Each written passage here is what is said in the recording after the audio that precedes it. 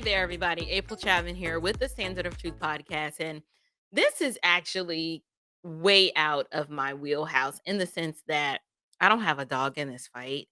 But I do believe that I have something valuable to say, despite the fact that what I'm probably going to say is going to push against the prevailing narrative. But that's what I do. Why? I do that not just because I'm a contrarian by nature, but I do that because I'm a Christian, right? So my worldview is it just hits a little different. And it's not the worldview that the world adopts. Like and it's not a superiority thing. It's just when I see things that happen in the world and in the culture, I think about them differently. Not only that, but I happen to be a content creator in this YouTube space, and I'm also an entrepreneur. So, and then I'm not a millennial, like I'm a Gen Xer, I'm in my mid 40s. So I have a perspective on this situation that I believe is separate and distinct from everybody else's, because I'm not just one to bandwagon groupthink. Because one, I'm eternally uncancelable, and I don't really care what people think about me because I say what I say, and I am who I am, and I'm redeemed by the blood of the Lamb, and that's just what it is. So, I am going to just lay out my thoughts on this Just Pearly Thing saga. Just Pearly Things is a YouTube content creator. She doesn't purport to be a member of the manosphere. People kind of just put her there. But from my vantage point, she is a young, flourishing, and thriving entrepreneur. That's how I've always looked at Miss Pearly Thing, Just Pearly Things. I think that YouTube has done something very unique that while most of us are majoring in the minors, we're missing the incredible opportunity known as YouTube, which is it's a platform, although highly regulated that it is, it's a platform that allows you to use your voice and to garner a community of either like-minded people or people who absolutely despise what you have to say, but they will allow you to share your thoughts, share your expertise, share your knowledge in this space. And then if you're really good at it, you can actually monetize it and monetize it well. I think it's an amazing concept, and quite frankly, I'm mad that I didn't do it sooner, not because of the financial aspect of it, but because of the person that it has allowed me to grow into and flourish. Yes, YouTube has actually been with all the problems that it comes with, it's actually been beneficial for my personal development. And believe it or not, it has been beneficial for my spiritual development. So I wrote down a few things. I just got a few, talking points that I wanted to bring up, particularly as to what I've learned in this whole saga situation. If you don't know, all you got to do is put in the YouTube search engine, just Pearly Things controversy, and there's just tons of video talking about it. She recently interviewed, an alleged, or even if he is a white supremacist, it don't make me never mind. Like, I'm not triggered by the word white supremacy. Like white supremacy don't make my eye twitch and I don't start getting the shades, right? Because to me, it is such a non-factor in my life, and it has been such a non-factor in my growth and success as American in this country that I don't even understand. We give it more power than it actually has. I know some people don't agree with that, but if you think about it at an intrinsic level, how is white supremacy impacting you personally? I'm not talking about the group. I'm not talking about the collective. I'm not talking about your ancestors and your Mima and them. I'm talking about if you sat in a corner by yourself and really thought about how is a white supremacist impacting directly my life right now, you'd be hard pressed to find how it does. So, her on the face of having this gentleman on her platform, I was just like, okay, so I think one, I thought it was brave. And I actually applaud bravery for the simple fact that we live in a culture where no one wants to push the envelope in an effort to move a conversation forward. No one seeks to listen and take in information to learn anything. Everybody just wants to spout what they believe. And if you don't believe like them, off with your head. We're done with you. And so I applaud Pearl's bravery for stepping into a space with an individual that is highly polemic and problematic. But I believe her when she said, okay, I just generally wanted to know, like, what is the big deal with him? Why are you not, why are you banned from the internet? Who are you, the person? And is there any way that I can have a dialogue with this person in an effort to just either air it all out or like, okay, well, now I know you really are a jerk, or you've given me some things to think about. I believe in the course of human discourse, we should be able to learn from anybody, regardless of who it is. And then, two, you should be mature enough to sit down and have a conversation with someone that you disagree with, provided that there are some rules of engagement, meaning you're not going to be combative. I'm not going to be combative. I'm going to respect you. You're going to respect me. We're going to act like adults. Nothing wrong with that. As long as those general rules of engagement can be respected, when you're dealing with an emotionally mature person, who cares? I would have sat down with David Duke if given the opportunity because I've got questions. I don't need to be adversarial. I just have questions. So, on the face of it, the fact that she interviewed this guy, I didn't have anything wrong with it because I'm an adult. I'm somebody's wife and somebody's mama. I should be able to handle discourse that is either adversarial or it's different from mine without becoming unhinged, right? So that's the first thing I wanted to mention. But here's what I've learned. After watching this play out and seeing how various content creators, mind you, I'm not in that space because I'm in these Christian YouTube streets. Like my fight is on the battle for the souls, the hearts, and the minds of the unregenerate. And I'm for the hearts, the souls, and minds of for believers for edification purposes. So I'm not in the manosphere, even though I believe there's some overlap, right? To me, there's some overlap because all the things that the manosphere says that they want, if Bible believing Christians and Christian women were actually living out their faith properly, right? We would be the default choices for all of these men who feel as if they don't have a voice, they're not being heard, they're tired of being disrespected. Like my faith teaches me that the patriarchy is it's all about the patriarchy in the sense that male headship is my default factory setting. Why? Because the Bible informs my faith, not this, visible church, fake Christianity you see out here. I'm talking about those of us who believe the Bible and it's our final authority. There are a lot of overlapping talking points, but I would say y'all are borrowing, whether you acknowledge God or not, you're borrowing from the Christian worldview. You are, because that's our worldview. Those of us who hold to Orthodox Christianity in its simplest form, not this perversion you see out here in this visible church, like Jamal Bryant's and the T.D. Jakes and things like that. So, but what I learned, I'm so long-winded. What I've learned in this situation is that people are so emotionally immature.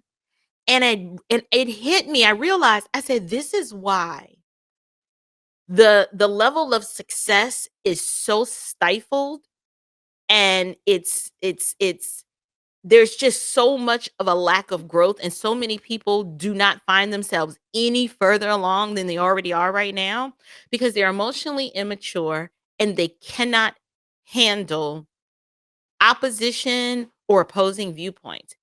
It's a very juvenile way to function and move in the world. And this is why so much that's going on in the world is so chaotic, because everyone wants you to bandwagon and be a group thinker. No one wants to think critically or logically anymore. They only want to say, tell me how I should think.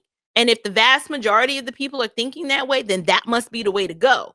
But if you're like, well, wait a minute, let's explore this perspective. Oh no, we can't do that. You get canceled, called a white supremacy. You just get called things that don't even apply in that situation because people are unable to think in proper categories. They can't make category distinctions.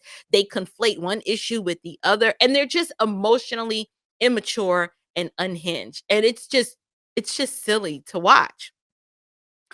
Another thing that I learned by watching this saga play out is that as a business owner and a content creator, that you cannot grow or build anything um as a silo and just by yourself with no help, right? I mean, before I started doing YouTube in the real world, I'm legit. I'm an entrepreneur. I've been self-employed for the past 10 years. It's how my family, we've been providing for our family being self-employed, right? That's who I was before I started doing YouTube. I still do that. And one thing that I learned and that I had to shed very early on is that if you're going to constantly walk around as a victim, and if you're going to constantly walk around thinking people owe you things, and if you're going to isolate yourself from certain people groups because of what you heard or what they said and what you think you know about them over there, you're going to miss out on opportunities. You're not going to grow. You're going to stay perpetually stuck in the same cycle, and you limit your success and your potential. Let me be specific, right? Cuz I believe in just keeping it 100. As a black entrepreneur, the people who helped me on my journey, the majority of them did not look like me. Yes, I know. Let's all clutch our pearls. White people. White people invested in me not with money. They invested in me in information and other resources that helped me get from point A to point B and from point B to point C. They saw that I was willing to work hard. They saw that I was bright eyed, bushy tailed, but full of questions. And they saw that I was willing to put in the work and challenge myself and to work hard, and that I wasn't taking their time for granted or their information for granted. And when they saw that, they were willing to open up the oyster of the world to me. I think God uniquely used that for his good and for my benefit and for my good and for his glory, because I used to be one of those, I just want to stay, with my pro blackity blacks because we black. And if we not doing it the black way, then it's just ain't black enough. I used to be that. I used to really think that the world revolved around my one little circle of blackness. Why? Because it was an idol. There's a such thing as the idolatry of ethnicity, where you elevate your melanin above all others at the expense and exclusion of others. Now, to me, based on those words, that sounds like ethnic partiality, which is what pagans would call racism. The very thing that Just Pearly is being accused of, that is all I've seen these past couple of days. I haven't heard the word white supremacist and master and just all these pejoratives thrown around. I've heard more of that this week than probably most slaves probably heard while they were actually slaves from people who are living in, well, I would say living in the greatest time this country's ever seen, but that's not true.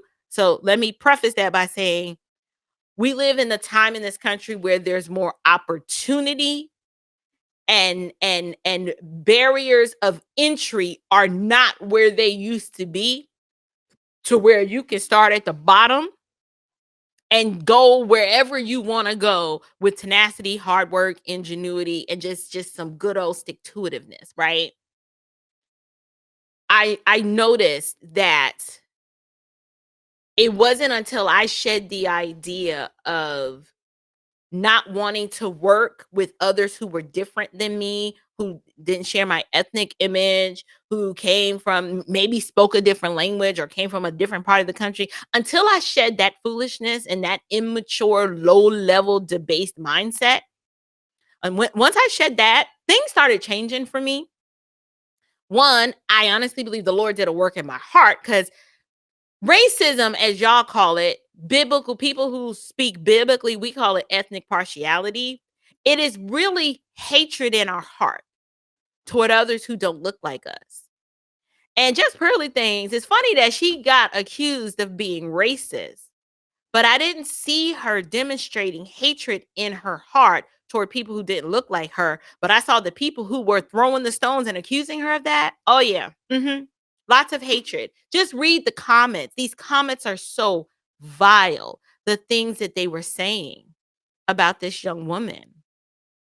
Do I believe she had a lapse in judgment? Yeah, she's 26. That's what 26-year-olds are not, the most well-adjusted humans of our society. They are learning, they are growing, and they are evolving.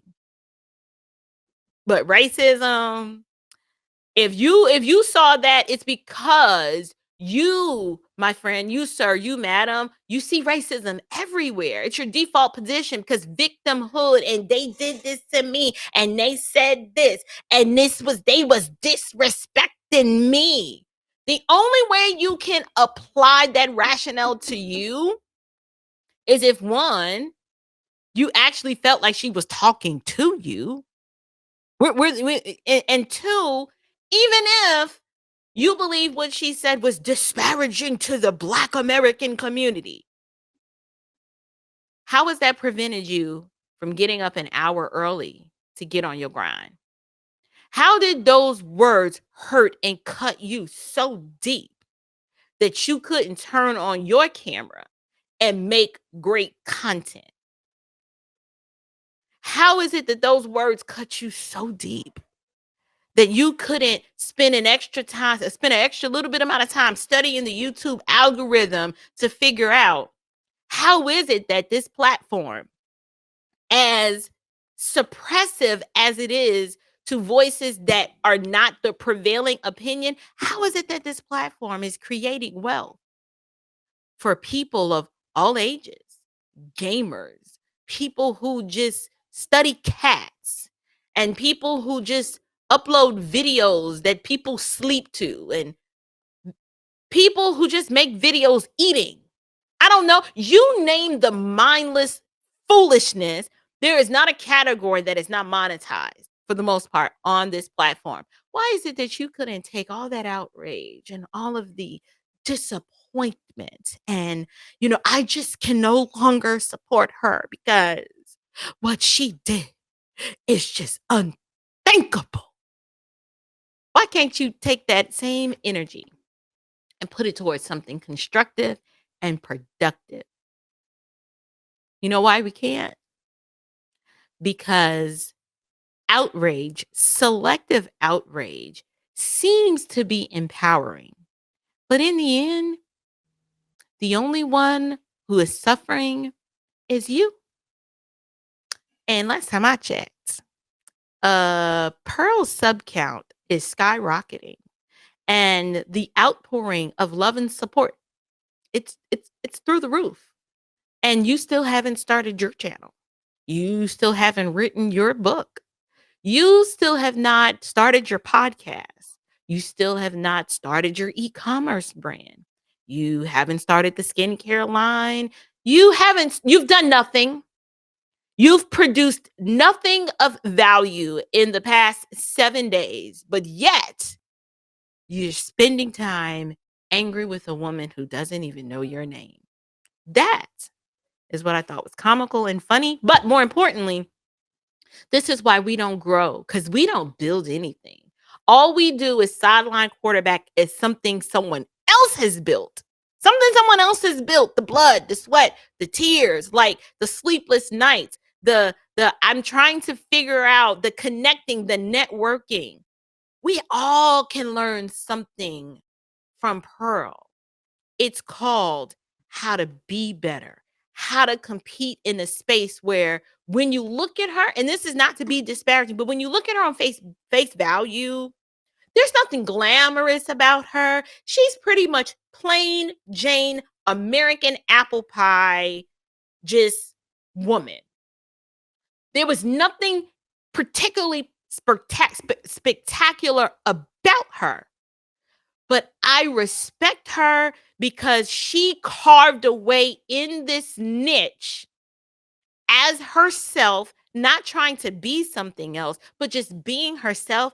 And she managed to get your attention and you listened to her because her words resonated with you. It may not have come in the package that we were expecting, but she figured out how to be the best and how to compete in a space and in an arena where when you be like, she's gonna be the underdog just because. But instead, she came out on top. And I'm wishing her much success. I don't here's the thing. I don't have to agree 100% with anybody. Why? Because I know who I am in Christ Jesus, right? Two, I know how much of a filthy, wretched sinner I was that needed to be redeemed from the pit. Okay? I know who I was before Christ. And so I can stand clothed in the righteousness of Christ, not my own self righteousness. Remember, I said I was jacked up. There was no good that I could do that I could offer up to a righteous and holy God to be accepted. But I stand clothed in his righteousness. So where my identity is hidden in him. So whether she says something disparaging, it's like, oh my gosh, like that was kind of like disrespectful. Like, why would you say that? I don't have to dwell on it. I can just move on. Why? Because my ethnicity, my belonging to this group or this community of blackity blackness, it is no eternal value for me. While I'm here on this earth, yes, I am a black woman married to a black man with some black babies. But my identity in Christ is superior to all of it because it's the only thing that has eternal value. So why do I care so much when people say stupid things on videos? Do you not think that as content creators, you're going to say something that someone doesn't like and then they're going to go and make 80 videos about you? Can you really lose sleep over that? They're the ones losing sleep. That's why they're making the videos. But if you know who you are in Christ and your conscience is clear before God, why do you care? Why do you care? Why do you need to hurl accusation after accusation? Is it really that serious? No. You know why I know it's that serious? Because the community that claims to be, power to the people are quick to tear down one another when the content creator who looks like them says something that they don't like and that they don't disagree with. Like, y'all stop. Just stop. It that the outrage was just whack. Here's another thing I learned. No community should ever believe or think that they are the gatekeepers of a particular segment of this content creation space. Why should you think that much of yourself? Everyone has something to add. Everyone has a perspective to share. If it's not your perspective, then fine. Go find your tribe and go do that. But just make the content, add value to your community. Leave your community saying, what she said changed my life. Ooh, that perspective, that challenged me. See, I don't think many of us want to be challenged. That's why we don't engage with other communities that are different from us. One, I don't know if we're just afraid to learn something new or the idea that there are people out there who are better than us at things intimidates. I don't know what it is. But to think that there are certain spaces where you can't speak because you're white, let's flip that. What if in on white content creator channels, you got shot down because you can't speak, you can't say this is not your conversation. This you don't need to be here. Who you think you are?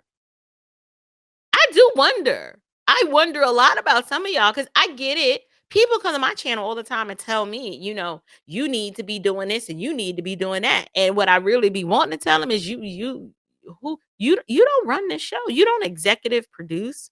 any of this content. You don't sit and do the research for any of this content. You've not invested in any of the lights or the camera equipment. You don't edit my videos. You provide nothing of value. So who do you think you are to tell me the type of content I can create? Who are we to tell her what she can and cannot do? You want to talk about a master complex?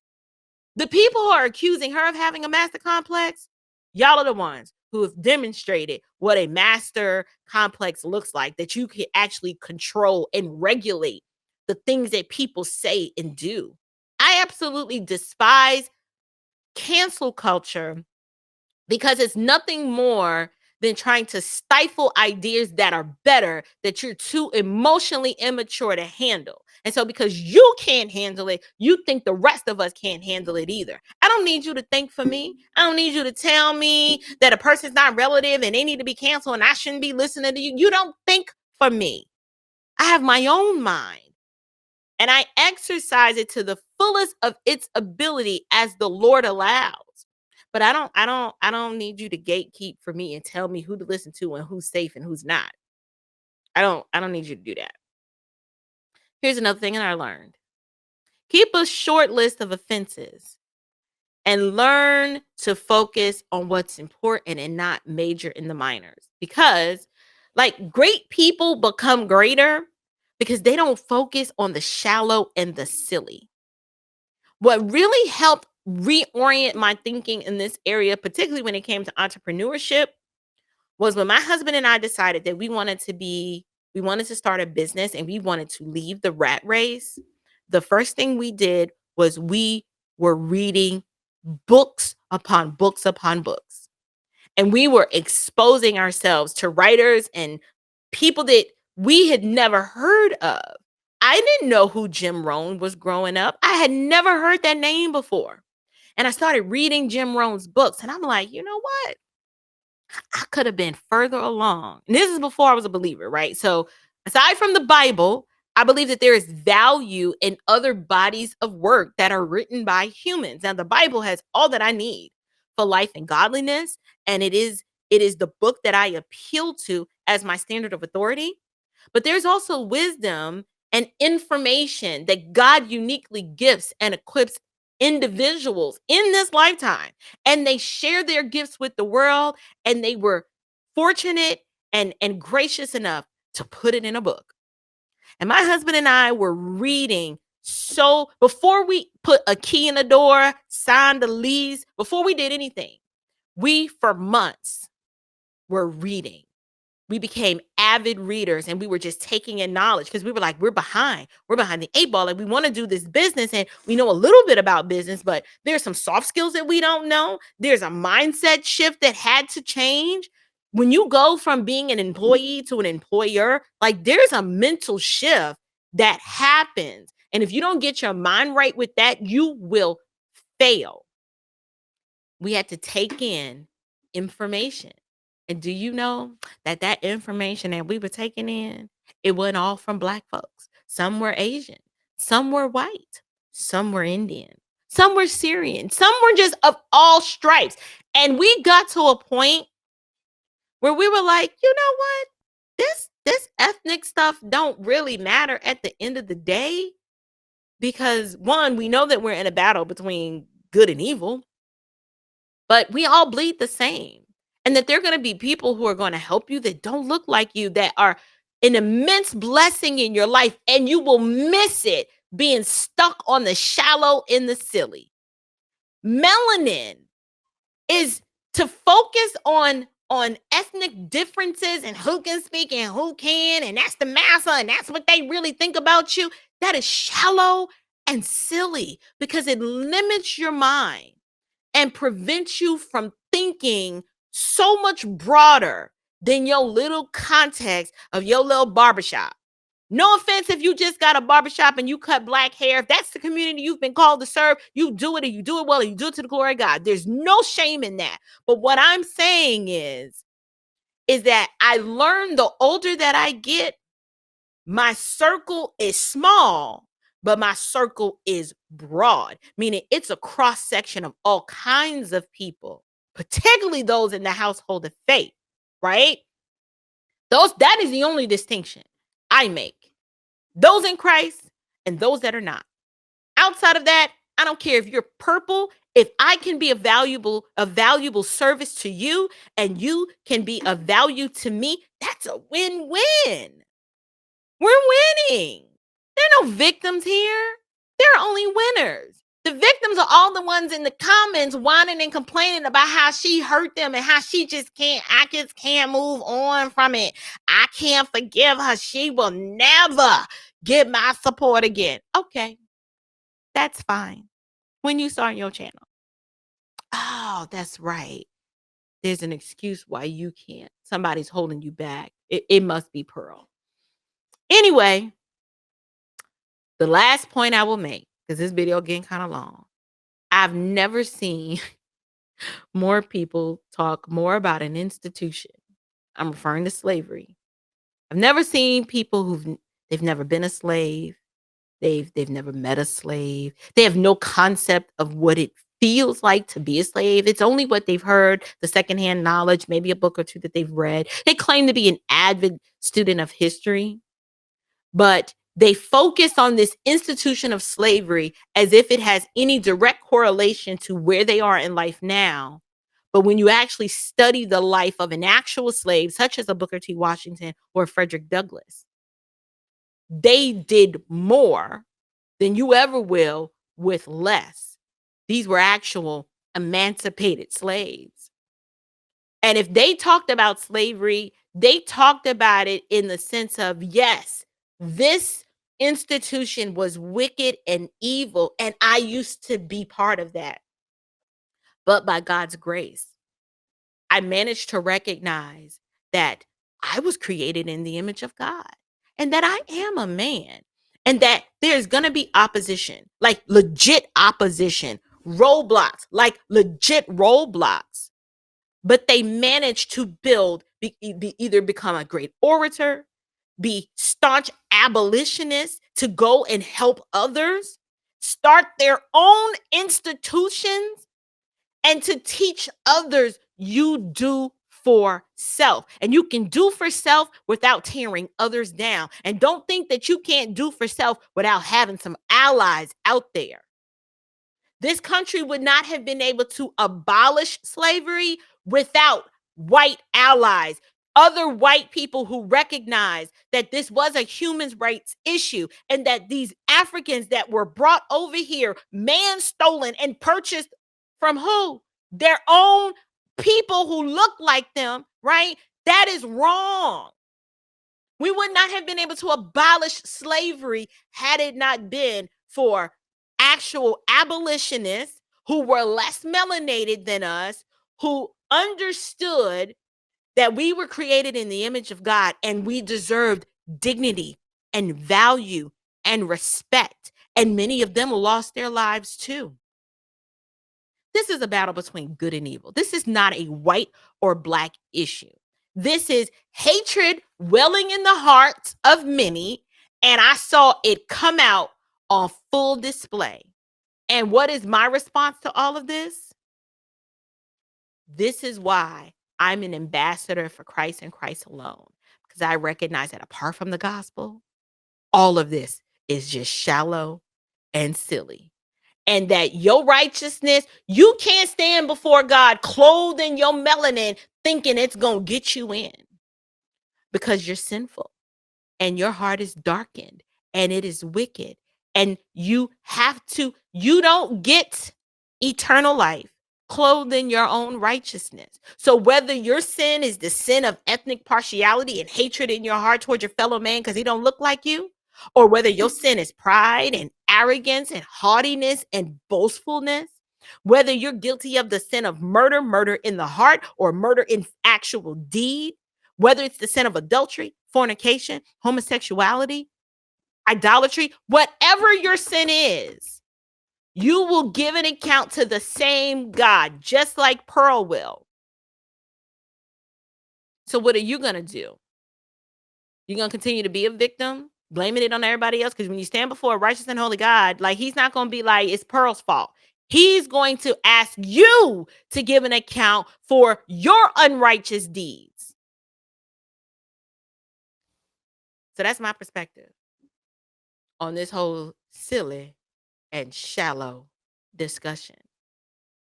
Apart from Christ, this is all futility of mind. We have to repent. We need to turn from our sin and place our faith in the Holy One of Israel, the righteous one, the only one who lived a sinless, perfect life, who never sinned, who never misspoke, who never misconstrued something. He was perfect. Pearl ain't perfect. I'm not perfect.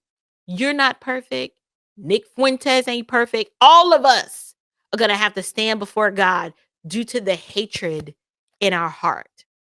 This is not a black or white issue. This is a good versus evil issue. And I do not believe that her words were filled with hatred and so much evil that we just can't move on as a community. We're going to be all right. We will be even better if we stop worried about what people think of us and just get out here and kill the game. Just get out here and compete. Kill the game. Pearl ain't holding me back from having 1 million subscribers. She's not. I don't have 1 million subscribers. One, because right now it's been a year. Two, my content is not the kind that's just going to garner that kind of attention. And three, that's not the goal for me. That's not the goal for me.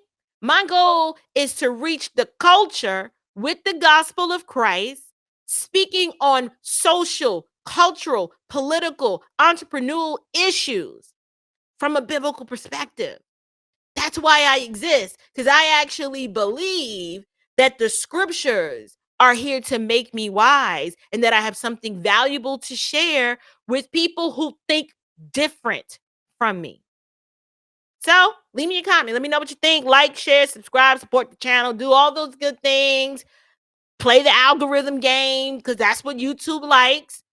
But if you don't, I'm still going to be okay.